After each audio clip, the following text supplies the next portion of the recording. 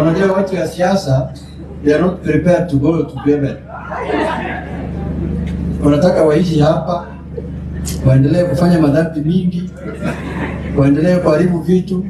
Sasa amekufa ndio unasikia alikuwa anapenda Yesu na hajawahi kwenda kanisa.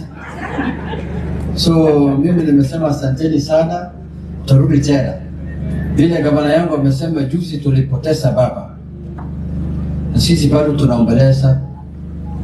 Tunaomba Mungu atufariji pia sisi. Unajua baba yako sio yule amekuzaa peke yako.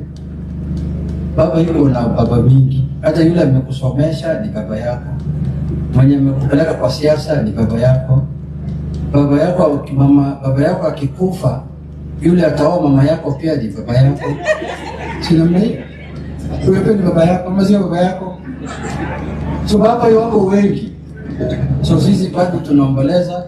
Tunasema Mungu aweke baba yetu pale pema na tuendelee kama tumeshikana, tukae pamoja, tuwe kitu kimoja. Kwa bahati mzuri sasa ametuacha katika hali mzuri tukiwa kwa serikali ya broad based. Kama angetuacha kwa barabara, sasa hivi ungeona sisi kwa hii matanga. Tungekuwa tunapiga pesa romola hapo town kama Burukenge hapa tuseme bora kabla hii, lakini sasa yeye ni kiongozi wetu. Ako kwa serikali na sisi tuko ndani ya hiyo serikali yake. So tukae namna hiyo ama tutoke huko. Wangapi wanasema tukae hapo?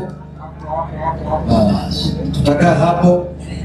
Wale watatoka hivyo watakaa nje. Sisi tutakaa hapo ndani tu. Asanteni sana. Tutarudi tena. Asante sana Mheshimiwa Junet. Mheshimiwa